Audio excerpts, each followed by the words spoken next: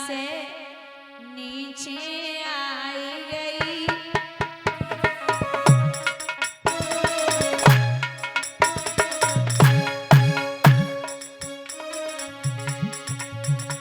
जन्मों ने राजकुमार के दुखिया रोई रही दुखियारी।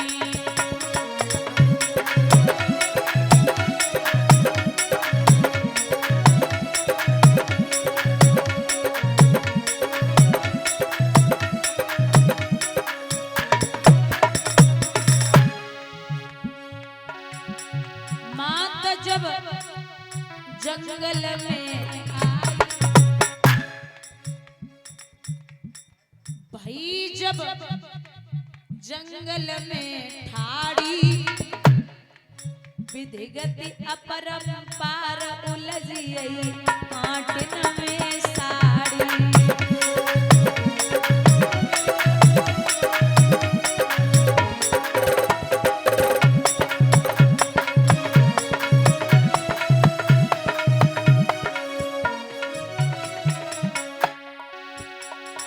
मात जब बामी पे ठहरी, जंगल में जहां सर्प रहते हैं, मात जब बामी पे ठहरी, पैरन की बई आवाज निकल के आई ओ जेरी।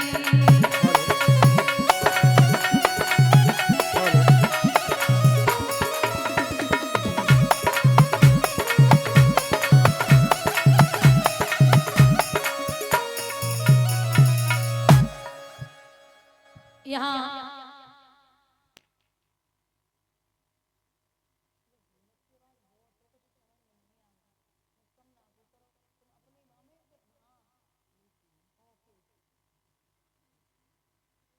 भैया इधर एक बामी के पास खड़ी हो गई तो पैर की आवाज सुन के सर्प बाहर को आयो। मैया व सर्प सो बोली लाला तनिक हमारी उंगली में डस ले, जो मैं यहीं मर जाऊं, अब हमसे दुख देखा नहीं जा रहा। सर्प ने बड़ी प्यारी बात कही है कि माँ मैं बेवजह किसी को नहीं सताता, मैं इंसान नहीं हूं जो बेवजह किसी को सताऊं। ये इंसानों की फितरत होती है कि अपने फायदे के लिए किसी को भी सता सकते हैं। मैं नहीं सताऊंगा, जा आगे जंगल है रास्ता देख ले। मैया सुनीति आगे जंगल में पहुंची, मरने के लिए तैयार हुई तो पीछे से ब्रह्मा पुत्र नारद ने रोक दिया। बोले लड़की कहां जा रही है, क्या कर रही है ये? महाराज आप कौन? बोले मैं नारम ज्ञानम ददाति इति नारदः, जिसकी बात कभी रद्द न जाती हो, मैं हूं ब्रह्मा पुत्र नारद। बोले बाबा फिर आपको जेऊ पता होवेगो कि एक पत्नी, एक माँ, एक औरत अपने प्राणों को कब देती है। बोले तू एक बात बता, कौन सी? का वर्षा थोड़ी वही कै कहूं गो किसान, और सही खेत बंजर पड़े कहा रची भगवान। मैया बोली बाबा ना वर्षा थोड़ी वही और ना कहूं गो किसान, खेत बीज ओढ़त नहीं सुनिए संत सुजान। अच्छा तो कोई पुत्र नहीं है? बोले हाँ महाराज, बेटा नहीं हुआ तो मरने आ गई, लौट जा। नहीं बाबा जीवित नहीं जाऊंगी।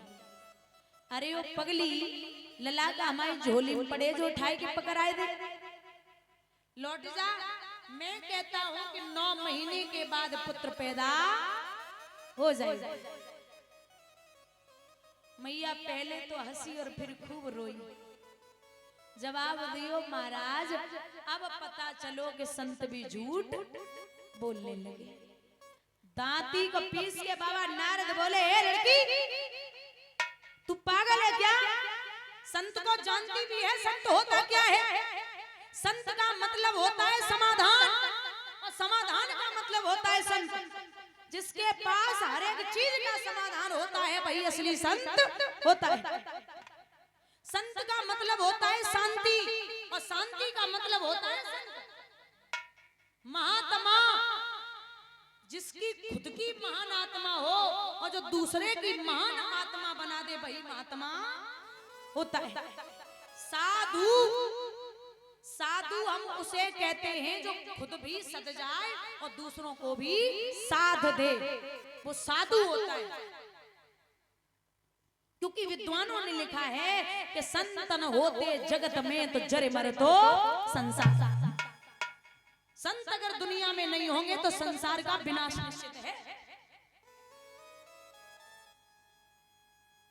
एक बात बताऊं, दुनिया में 5 संत ऐसे हैं जो बड़े क्रोधी हैं। पहले हैं भृगु महाराज, जिन्होंने भगवान विष्णु की छाती में लात मारी थी। दूसरे हैं अगस्त ऋषि, जिन्होंने उजली में समुद्र पी लिया। तीसरे हैं दुर्वासा ऋषि, चौथे हैं विश्वामित्र जी, और 5वें हैं परशुराम जी। बोलिए गोविंद भगवान की। ये 5 संत बड़े क्रोधी हैं।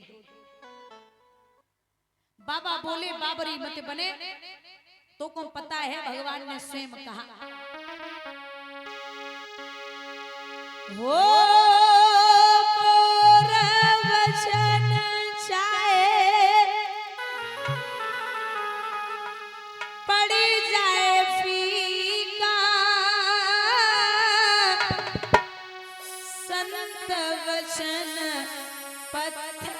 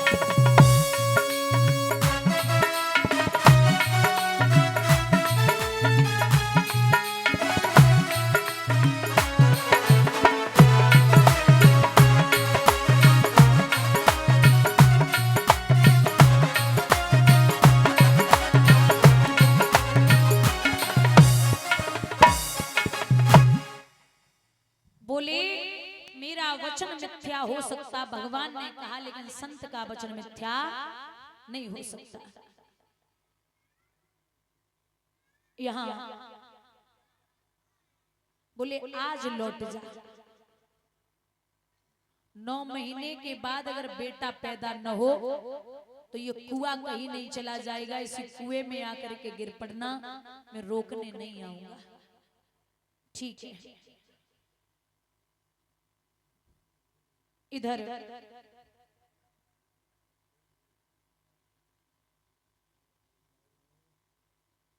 मैया सुनीति को लौटायो, टूटे हुए खटोला में फटी वही रजाई में लेट गई और विचार कियो है कि ऐसा कौन सा दिन आएगा जिस दिन मेरे गर्भ से एक बालक पैदा होगा,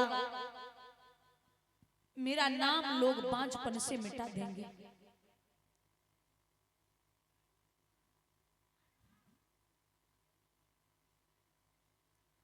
बाबा नारद की बार बार बात याद आ रही है कि नारद बाबा ने आशीर्वाद दिया तो उनका आशीर्वाद विफल नहीं हो सकता।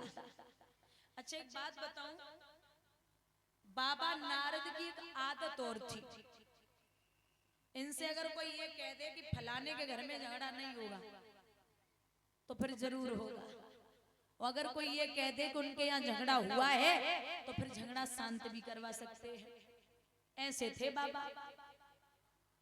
एक दिन स्वर्ग लोक में सभा लगी हुई, बहुत ध्यान से सुनना, तो वहां आपस में बातें हो रही थी कि भैया नारद बाबा से कहा गया कि सबसे अनमोल चीज क्या है, तो सबने अपने अपना परामर्श दिया, हीरा मोती जवाहरात जो भी, तो बोले नहीं, सबसे अनमोल चीज है प्रेम, और वो भी निस्वार्थ, जहां स्वार्थ न हो, प्रेम है। बोले मैं नहीं मानता, कहाँ है? बोले प्रेम है मैया पार्वती और भोले बाबा में। बाबा नारद बोले आज ही लो, अगर मैंने लड़ाई न करवा दी तो हमसे भी नारद कौन कहे।